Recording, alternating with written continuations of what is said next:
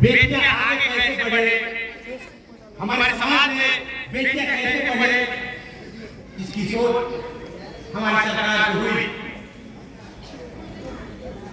उन्होंने सबसे पहले पोशाक योजना 1996 की हम बात करते हैं या उस समय पहले की हम बात करते हैं। हम अपने उस समय कभी भी बच्चियों को साइकिल चलाते हुए नहीं देखे। तो सरकार ने बहुत सारी योजनाएं चला जिसके तहत बेटियों का मन में भावना जागा कि हम जाके पढ़े। आज बेटियों ने भी पढ़ लिख कर अपने गांव समाज का नाम रोशन किया है। लेकिन एक अच्छे परिवार, एक अच्छे समाज, एक अच्छे गांव का निर्माण तभी हो सकता है जब बेटियों को भी समान अधिकार शिक्षा में मिले। हम देखते थे चाहे वह इसी स्कूल में 2 मैडम थी, आज 50% मैडम। आज उनके पिता गर्व करते होंगे, फर्क होता होगा कि आज हमारे बेटियां आत्मनिर्भर। हम अपने गांव समाज से अपील करेंगे, निवेदन करेंगे कि बेटियों को भी पढ़ने का मौका दिया जाए, उसे आत्मनिर्भर बनने का मौका दिया जाए। सरकार ने मैट्रिक फर्स्ट डिवीजन को 10,000 और इंटर को फर्स्ट डिवीजन को 25,000 और ग्रेजुएशन को 50,000 दिया है। लेकिन हम खासकर बच्चियों को कहना चाहते हैं, जो लड़ा नहीं वो जीता नहीं। आप आइए, पढ़िए, आपका हक है, अधिकार है। नहीं समझ में आता है तो शिक्षक से पूछिए, उनसे पूछिए कि आप कैसे आत्मनिर्भर हुई। वो पढ़ी लिखी, लेकिन आज भी हमारी बेटियां कभी शादी में अपना समय गांव के समाज में खराब कर देती है, कभी मेला में। आज वो समय बचाना है क्योंकि आज आपको करने का मौका मिला है, कुछ करिए। हम उस समय की बात करते हैं 1996 में, जो लड़कियों को जाने के लिए मात्र एक ही एमएससी प्रखंड में स्कूल था, टीवुड हाई स्कूल। सरकार ने देखा बच्चियां पढ़ क्यों नहीं रही है, तो उन्होंने हर पंचायत में मैट्रिक का इंटरमीडिएट स्कूल बनाया, आपके नजदीक बनाया कि आप जाके पढ़िए। तो आपका भी दायित्व बनता है, सरकार पैसा खर्चा करती है तो आपका भी दायित्व बनता है कि समय से आइए, पढ़िए, पूछिए टीचर से। अच्छे अच्छे टीचर आए हैं, आपको बताएंगे। जो साहब भी आए हैं, आज खुशी हो रहा है कि शिक्षा समान हुआ। और हमारे प्रखंड विकास पदाधिकारी आए, सीओ साहब आए, कुछ कमी है, शिक्षक नहीं पढ़ाते हैं, कुछ और कमियां हैं, तो आपके सर बैठे हैं, पूछिए, सवाल कीजिए, ये बताएंगे आपको।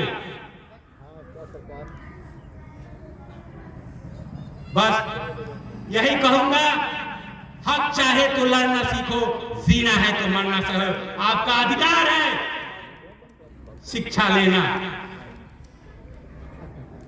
बाबा भीमराव अंबेडकर साहब ने बहुत कठिन परिश्रम पार करके वो शिक्षा ग्रहण किए। वो इस दुनिया में नहीं है, लेकिन सभी के दिलों में है। ना संघर्ष ना तकलीफ तो क्या रखा है सीने में, बड़े बड़े तूफान रुक जाते हैं अगर आग लगी हो सीने में। अगर आप लोग चाह लीजिए कि शिक्षा बढ़ाना है तो जरूर बढ़ेगा।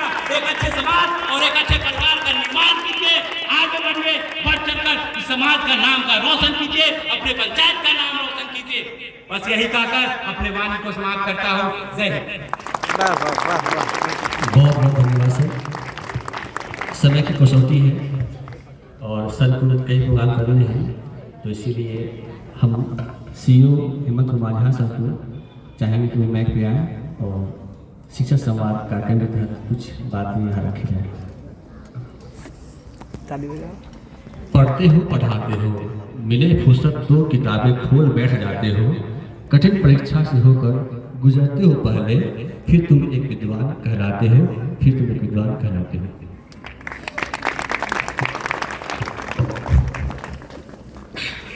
आज इस विद्यालय के प्रांगण में आयोजित शिक्षा संवाद में उपस्थित प्रखंड शिक्षा पदाधिकारी महोदय, सभी सम्मानित एवं माननीय जनप्रतिनिधिगण, उपस्थित विद्यालय के शिक्षकगण, प्रधानाध्यापक महोदय, जो अभिभावकगण हैं, वो छात्र छात्राएं,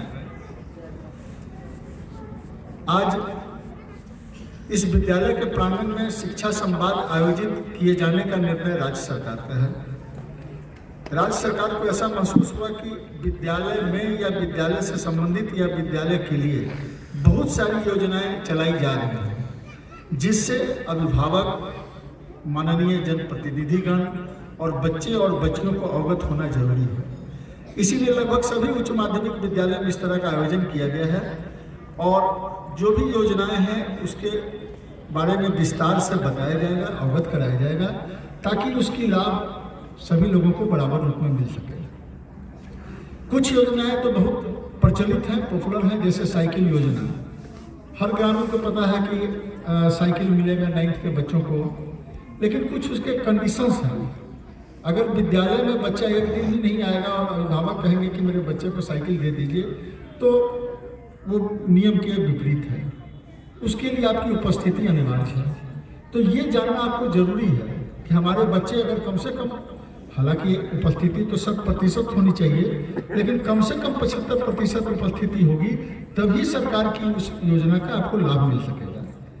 अज्ञानतावश अभिभावक ऐसा समझते हैं, या बच्चे भी समझते हैं, बच्चियां भी समझती हैं कि हमको साइकिल नहीं